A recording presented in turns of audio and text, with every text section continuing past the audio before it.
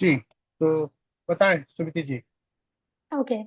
Basically हम cover depression करेंगे। Depression एक मेंटल हेल्थ एक ऐसी कंडीशन है जिसमें बहुत ज्यादा नेगेटिव थॉट्स होते हैं, लो एनर्जी हो जाती है and loss loss of interest रह जाता है, सैडनेस हो जाती है, मोटिवेशन लॉस्ट हो जाता है लाइफ में। और ये हमारे डे टू डे लाइफ को बहुत इम्पैक्ट करती है, हमारे इमोशंस को, स्लीप को, रिलेशनशिप को। तो उसके लिए हम डिप्रेशन काउंसलिंग सीख करते हैं। एंड जैसे हमारे सिम्टम्स मैंने आपको बताया कि लॉस्ट ऑफ इंटरेस्ट हो गया, लेस मोटिवेट हो गए, स्लीप पैटर्न बिगड़ जाता है आपका, एंड आपका डे टू डे लाइफ का में जो टास्क होते हैं वो आप फुलफिल नहीं कर पाते हैं। एंड आपकी जो एक तरह से एपिटाइट है, भूख है, वो भी मर जाती है। या बहुत ज्यादा सोने लगते हैं या बहुत कम सोने लगते हैं। एंड बहुत ज्यादा वर्थलेस फील होता है, आप लोगों से दूर दूर रहना शुरू कर देते हैं। और जो बेसिकली डिप्रेशन है, आपके वर्क को बहुत इफेक्ट करती है, प्रोडक्टिविटी को बहुत इफेक्ट करती है, आपके रिलेशनशिप, कम्युनिकेशन, आपका फिजिकल हेल्थ को भी बहुत ज्यादा इम्पैक्ट करती है। साथ ही आपका कॉन्फिडेंस भी रिड्यूस हो जाता है during that time.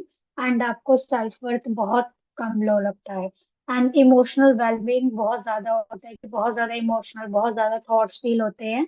And day to day life के जो फंक्शन होते हैं वो भी हिंडर होते हैं इसी वजह से ही। एंड जैसे डिप्रेशन है, डिप्रेशन किसी को भी हो सकता है, एक टीनेजर को भी हो सकता है, एक एडल्ट को भी हो सकता है, और एक जो बुजुर्ग होते हैं, एल्डरी पीपल, उनको भी होता है। जो इंडिविजुअल को फेसिंग जो स्ट्रेस कर रहा है, या कोई ट्रॉमा है, या किसी ने अपना लव वन लॉस्ट किया है, उनको होता है। या कोई पुरानी इलनेस, कोई पुरानी बीमारी से जूझ रहा, उसको भी डिप्रेशन फील होता है। या कई बार जो मेंटल हेल्थ इशू, जो फैमिली हिस्ट्री ही रही हो ऐसे मेंटल हेल्थ इशू का, उनको भी होता है। और कई बार जैसे हार्मोनल चेंजेस होते हैं, पोस्टपार्टम हो गया, आई मीन डिलीवरी के बाद जो मदर होती हैं तब उनको पोस्टपार्टम डिप्रेशन हो जाता है। थायराइड होता है, जो पीएमएस है, पीसीओडी है, उसमें भी थायराइड होता है। और जनरली कई बार होता है कि रिलेशनशिप में आपका ब्रेकअप हो गया, या जॉब का स्ट्रेस, या मैरिज का इशू भी डिप्रेशन को लीड करता है।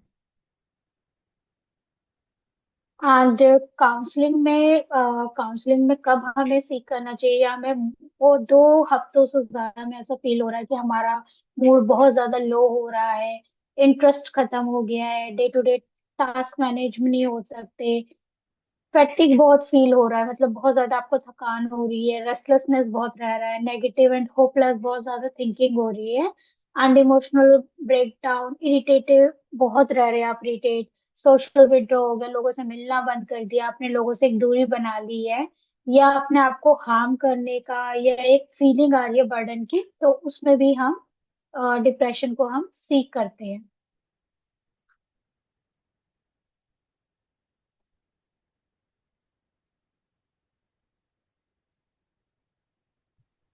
तो अगर किसी को डिप्रेशन है, तो हम्म। अगर जैसे कुछ लोग होंगे जिनको पता ही होगा कि हाँ मुझे डिप्रेशन है, ठीक है, तो वो तो हम्म। डायरेक्ट हम्म। आपसे आकर के बोल ही देंगे। लेकिन हम्म। जैसा कि आपने बताया कि कोई आपके पास अगर फोन आ रहा है जिसको क्लियर नहीं है कि मुझे क्या है, उसको किसी तरह की काउंसलिंग है, तो आप ये अगर सिम्टम्स हमें अगर पता है तो आप बता सकते हो, आप सजेस्ट कर सकते हो कि आपको इस तरह की काउंसलिंग की जरूरत है। जरूरत है। ठीक। तो क्या प्रोसेस होगा अगर मान लीजिए हमें लगा कि हाँ ठीक है, आप सही कह रहे हो, तो क्या होगा अगला, मेरा कोर्स ऑफ एक्शन क्या होगा? आप मेरा मीटिंग शेड्यूल करेंगे, कुछ क्या करेंगे?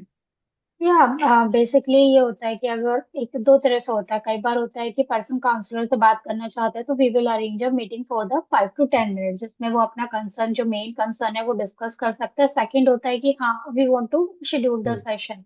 तो तो ये उसमें जो हम ये जो 5 to 10 मिनट की जो मीटिंग करते हैं आप, ये सेल से पहले होगी या बाद में होगी? सेल्स के दौरान। सेल्स के दौरान होगी, मतलब अभी ये है कि सेल फाइनल नहीं हुई, क्लोज नहीं हुई है सेल, है ना? यस, ये बहुत रेयर केस में होता है, अगर कोई ठीक। बात करना चाहता हो तो। हाँ। मतलब अगर मैं कहूँ तो 100 में से हार्डली 5 पीपल ऐसे होते होंगे। ठीक है, ठीक है। ओके। उसके बाद अगर सेल क्लोज हो जाती है तो फिर आप सीधे सीधे शेड्यूल कर देते हैं उनका सेशन। तो कितने हाँ सेशन, सर। कितने कितने सेशन इसमें लगते हैं? सेशन का टाइम कितना रहता है, ड्यूरेशन? जनरली अगर कोई बोलता है, जो जनरली जो सेशन होता है थेरेपिस्ट के साथ, और जो हम्म, साइकोलॉजिस्ट जिम साइकोलॉजिस्ट होता है, साइकोलॉजिस्ट अश्विन, इनका टाइम ड्यूरेशन अलग है। It's like a 45 minutes to 1 hour, and that is the cost of 1800 rupees. अच्छा। And once in a week होता है सेशन। और कितने सेशन की रिक्वायरमेंट होगी, जनरली होते हैं 5 to 6 session, but it is depend on your case and the concern and the situation of the person. वो हम्म, आपको फर्स्ट सेशन का जो केस हिस्ट्री होती है उसके बाद आपको साइकोलॉजिस्ट इन्फॉर्म कर देंगे। ठीक है।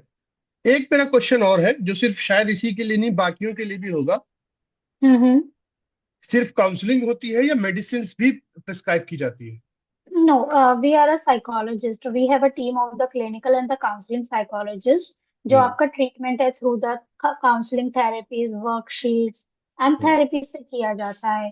अगर हम्म, रिक्वायरमेंट होता है तो डॉक्टर पूजा बेस्ट फ्लावर रिकमेंड कर देते हैं, प्रिस्क्राइब कर देते हैं, जो फ्लावर एसेंस होती है जिसका कोई साइड इफेक्ट नहीं होता। अगर if you are seeking only medicine तो you hmm. Need to meet the psychiatrist. अच्छा, तो साइकाइट्रिस्ट मेडिसिन के थ्रू इस चीज को हील करता है, और साइकोलॉजिस्ट जो कि आप जो काम कर रहे हो वो काउंसलिंग के थ्रू इसको हील हाँ, करते हैं। काउंसलिंग हो गया, अल्टरनेट थेरेपीज हो गई, हम्म, वर्कशीट हो गया, काउंसलिंग गाइडेंस, इस थ्रू से ठीक किया जाता ठीक है। ठीक है, तो क्या कभी ऐसा भी कोई सिनेरियो होता है जिसमें आपको लगता हो या पेशेंट को लगता हो कि मुझे मेडिसिन भी लेनी है, तो वो दोनों है। चीजें हाँ, कर रहा हो? हाँ, साइमेंटेसली होता है। कई बार साइकाट्रिक पेशेंट हमारे पास आते हैं जिनकी काउंसलिंग चल रही होती है।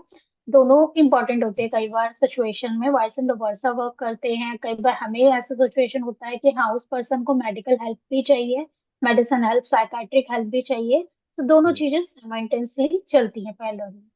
तो अगर किसी की मेडिसिन चल रही है तो वो आपको सेल के दौरान जानना जरूरी होता है, कि आप पूछते हो क्या उनसे ये सवाल कि हाँ, आपकी क्या पूछती इसकी? हूँ। अच्छा, ठीक है। हाँ, बाकी जब डॉक्टर से भी मिलते हैं, चाहे वो डॉक्टर पूजा या अदर टीम मेंबर से मिलते हैं साइकोलॉजिस्ट से, तो वो हम्म, अपने केस हिस्ट्री में तो पूछते हैं कि मेडिसिन क्या चल रही है, कौन सी चल रही है, तो वो तो पूछते ही हैं। ठीक है, ओके।